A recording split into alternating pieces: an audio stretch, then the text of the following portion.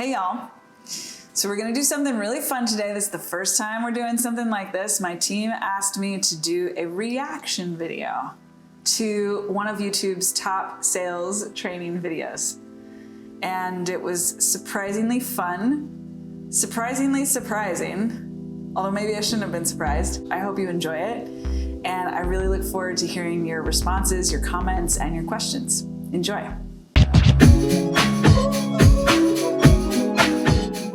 I want to teach you how to sell so good, people will literally pull out their wallets and say, "Take my money." But before I give that method to you, you must make one promise to me that you will only use this method for good. Okay, let's just talk about this.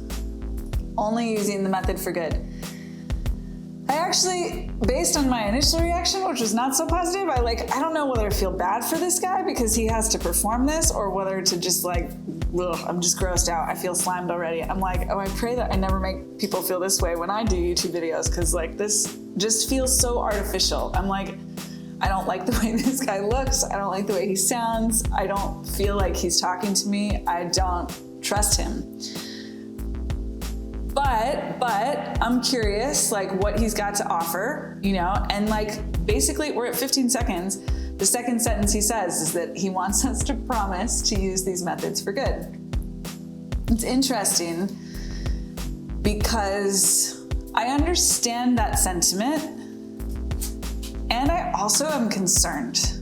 On one hand, I appreciate that he wants us to to make the commitment to do good in the world, but it also makes me concerned that he's about to teach us something that could be used for bad. And or that it feels because the truth is I think anything could be used for good or bad, so it's what are we even really talking about? But if he feels the need to say it explicitly, I'm like, oh, I don't know. I don't know how I feel about this. I'm not sure, but let's see. I'm open. I'm still very open. This guy is, cannot be comfortable doing what he's doing, so let's give him a little credit. I will not manipulate. If you can't promise that, aka you're a sociopath, do not watch this video. I'm willing to bet at some point in your life you've had to sell something. Okay, again, I kind of like this call to not manipulate. You guys know I would totally believe in that. I don't think that only sociopaths cannot promise that. I actually think we all manipulate each other all the time. It's one of our unconscious programs. So again, just oversimplified. I'm willing to bet at some point in your life you've had to sell something. Maybe this is a physical product. Maybe it's yourself during a job interview. Maybe it's persuasive speaking and you're selling your ideas. What would it look like if you had a formula, sort of a master key in your back pocket that you could pull out, put in the lock, and it would work every time? I want to teach you that simple 4-part formula in this video that's going to work next time you have a sales pitch, an interview. In fact, what you've been watching for the past... right now I'm just man, this poor sales. I just feel bad for sales. I don't think he's even doing a bad job, but I'm just ugh, this is so boring. I don't feel inspired. I don't feel I'm embarrassed. And again, I don't mean that to be critical of him because I think he's doing something important, but it's just this is why sales needs a rebrand. Because he's right. The stuff he's saying, I can tell he knows what he's talking about. He has the lens that sales can be manipulative. That's a place where manipulation shows up it's an opportunity. We can transform it because we can see it. But he's speaking to it in a very simplified way.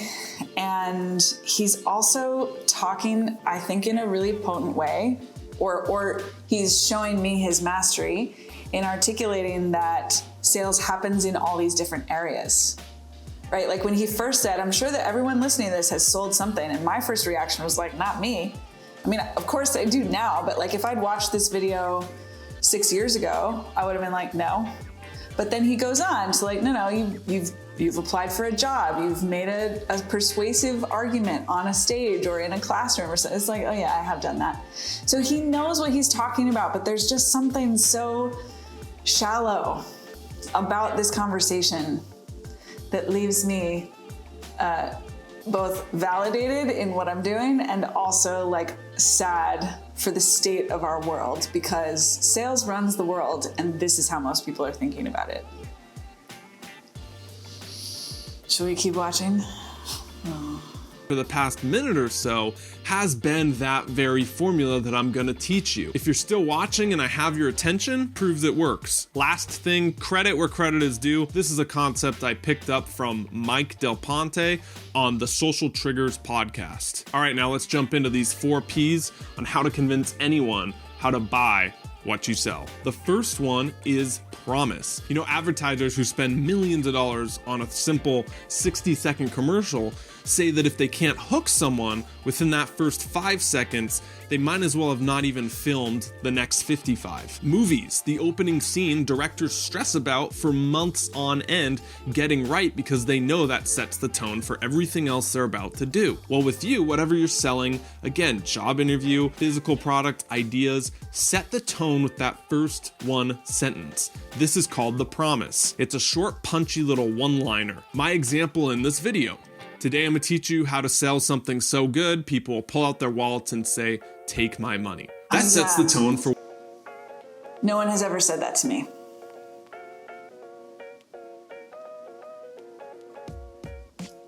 For what's about to come. You know it's about selling, you know what this video is about. Once you do that, you move into the next P. The next P... No one has ever said that to me. I'm not sure how I would feel if they did. It's not my measure of success. And so for me, that would not have hooked me. Like, I'm amazed. Millions of people have watched this video. So I'm genuinely it's no surprise that I'm a little bit of an alien, but like, what are they getting from this? Why are they watching it? I just don't understand yet. Because that didn't hook me. I'm just watching this because my team asked me to.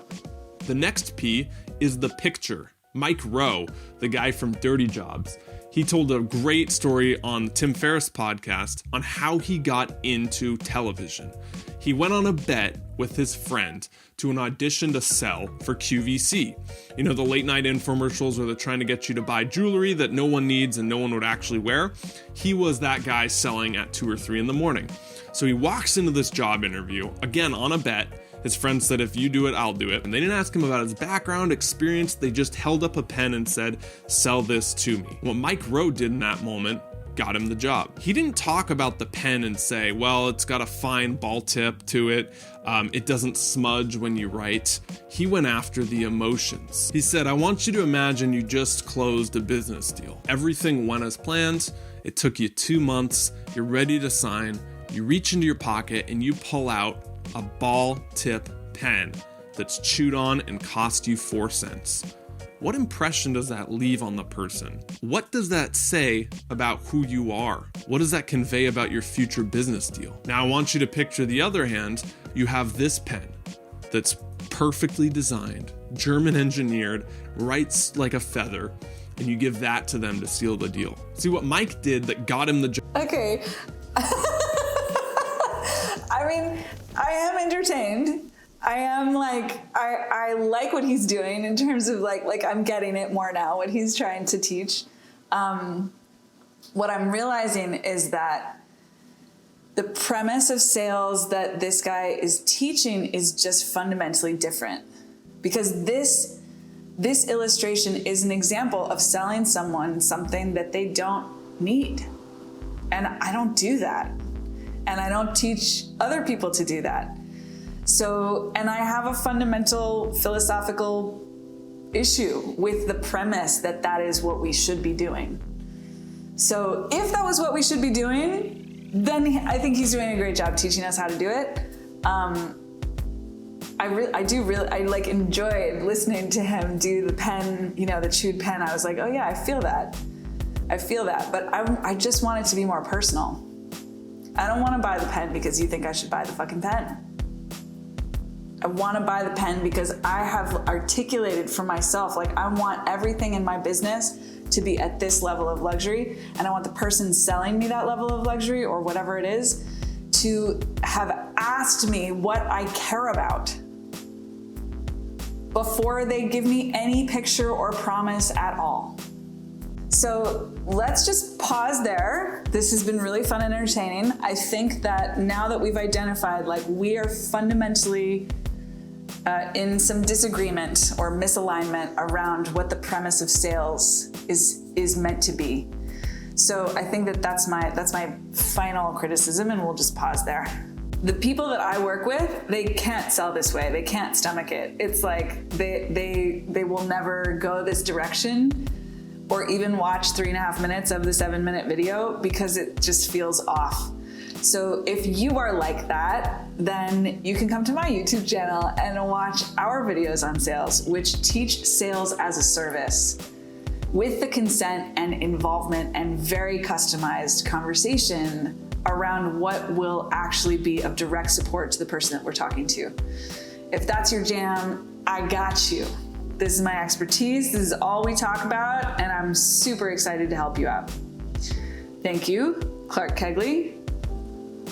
May all your everything be blessed.